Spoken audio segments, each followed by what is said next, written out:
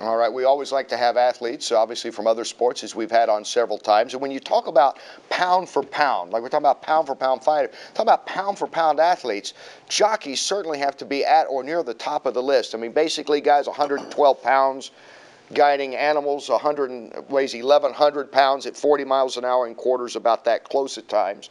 A lot like fighters, in a way. Got to worry about their weight. They don't get paid unless they show up. You know, if you don't fight, you don't get paid. They don't ride a horse, they don't get paid. They don't have guaranteed contracts. And always the risk of a devastating injury every time they go out. Yeah, plus, if an injury happens, it's going to be something serious. Absolutely. And that brings up former high school wrestling star and Hall of Fame jockey Gary Stevens with, I don't even know how many injuries you've had. Can't count them, don't want to count them, but oddly enough,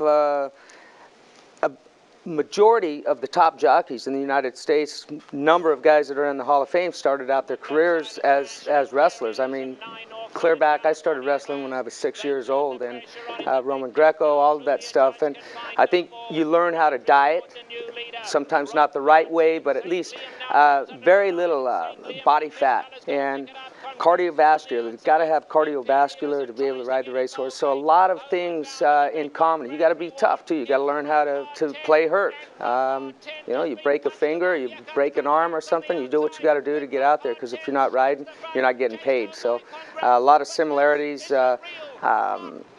You know, the mind, it was 90% of it when I was riding races, the same as going out there and performing, whether it's mixed martial arts or wrestling, boxing, whatever. You better have a strong mind and a lot of confidence in yourself, and respect the participants that you're going against, and never underestimate anybody. Same thing in my game. And in the small world department, you and Bas Rutten both endorse the same product. You know what, actually, and it really works wonders for me. I had even my mother going back to working in the garden, but from what I understand, it brought you back in your career, right? I'd actually retired in 1999. I'd had like 13 knee surgeries on my right knee, 3 on my left, both shoulders, major reconstruction on them. And I got a note in the mail from a guy from Paris, Kentucky, sent me this product, GLC, highest doses of glucosamine and chondroitin, and that sort of product. And I said, what I got to lose? I might as well start taking it. It takes about 5 weeks to load up on it, and 6 months later, my knees and stuff start feeling better, and I looked at my wife. I said, you know what? I says, I'm gonna come back and start riding. 9 months later, I was back riding, got another 5 years out of my career, and continue to take it now, and able to go out and play golf. Really, so yeah, did me some good. I have other fighters that are endorsed by a different product, but they always ask mine. Yeah. I said, but give me some more with GLC. Yeah. Well, mixed martial arts, horse race. And you know, like, you know, we're talking about some of the fights that we've seen and fights that we saw today.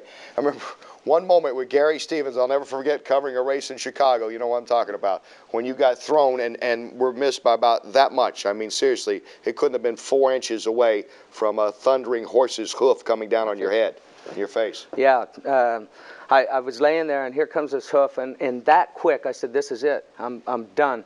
A horse behind me hit my feet and spun me so quickly that it fractured 2 vertebrae in my neck, 2 in my back, and collapsed my lung just from the rotation that quick. And it was the happiest I've ever felt about having a collapsed lung and a broken neck and a broken back, that if it hits me in the face, I was a dead man. So that was the start of the end for me. Gary, I got a quick question for you. Yeah, Rico. You cut weight a lot. You know, wrestlers cut weight, they weigh in. Yep. When you're cutting weight, do you kind of like starve yourself and then ride? Yes, absolutely. And if we're riding 9 races a day, you have to weigh in 9 times a day, before the race and after the race. And that was the hardest thing. Are you dehydrated? Yes, or kind of like... yes, dehydrated, and it was a fine line while you're performing to try and keep yourself hydrated, at the same time make weight. And as you're performing throughout the day, like on a hot day, I would lose 4 or 5 pounds during the race, and you were already sort of dehydrated, so you'd come back and try and hydrate yourself. And so wrestlers should just feel blessed if they weigh in one time wrestle.